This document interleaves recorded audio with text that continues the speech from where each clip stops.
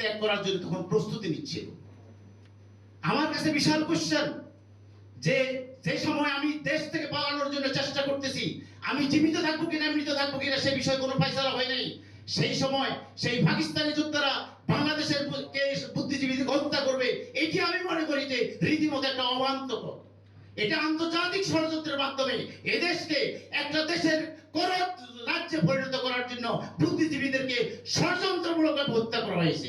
এবং আজ পর্যন্ত যে কথাটা বারবার আসছে যে এই গুমের জন্য আমরা আজ পর্যন্ত জহির রায়হানকে আমরা খুঁজে পাচ্ছি না।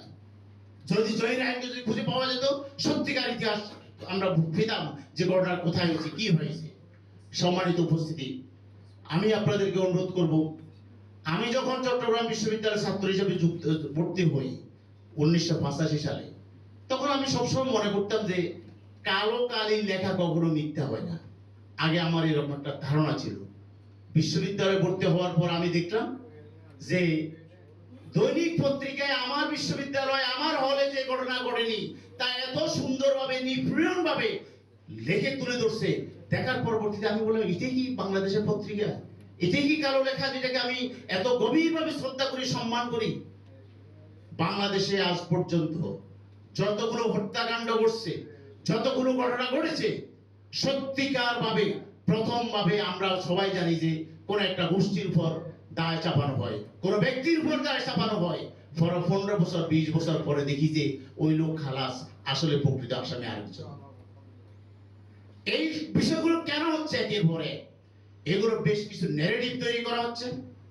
একটা জাতিকে প্রধানত করার জন্য আন্তর্জাতিক ষড়যন্ত্র চলছে। আমি আজকে ইউনুস স্যারের কাছে আমি আজকে একটা প্রশ্ন রাখবো। আপনি একজন দেশের বুদ্ধিজীবী, অনুগ্রহপূর্বক জাতিকে মুক্তি দানের জন্য এই 14 ডিসেম্বর কি ঘটনা ঘটেছিল, একটি স্বাধীন নিরপেক্ষ তদন্ত কমিশন গঠন করার জন্য আমি আপনাকে অনুরোধ করব। আরেকটা কথা আমি বলি, গতকালকে আমি রাত্রে যখন দেখলাম যে টিভিতে টকশো চলতেছে, আমাদের মুক্তিযোদ্ধা আখতারুজ্জামান সাহেব বক্তব্য রাখতেছেন। তাকে যখন প্রশ্ন করা হলো যে আপনি তো বলতেন আগে লক্ষ লক্ষ লোক শাহাদাত বরণ করছে 1971 সালে, এখন আপনি তার বিপরীত রাজনীতিতে যুক্ত হলেন, এটি কেন? তিনি বললেন যে এগুলো হচ্ছে রেটরিক বক্তব্য, এগুলো তো সত্য নয়। আমি আজকে অনুরোধ করবো, রেটরিক বক্তব্য আমরা জাতির সামনে আপনাদের শুনতে চাই না। আমরা রিয়েলিটি চাই। আমরা সত্যিকারভাবে বাংলাদেশে কি ঘটেছিল 1971 সালে, সেই ঘটনা কারা কারা শহীদ হয়েছে সেই তথ্য আমরা জানতে চাই। কারা কারা হত্যা করেছে সেই তথ্য আজ পর্যন্ত আমাদেরকে জানানো হয় নাই। আজ পর্যন্ত শহীদের লিস্ট তৈরি হয় নাই, আজ পর্যন্ত রাজাকারের লিস্ট তৈরি হয় নাই। শুধু আমরা বক্তব্য দিয়ে জাতিকে একের পর এক বিভ্রান্ত করতেছি আর জাতিকে বিভক্ত করতেছি। অনুরোধ করবো সবাইকে এই সমস্ত অপপ্রচার থেকে, এই সমস্ত মিথ্যা প্রপাগান্ডা থেকে জাতিকে নিষ্কৃতি দিন এবং জাতিকে একটা সঠিক দিশা দিন।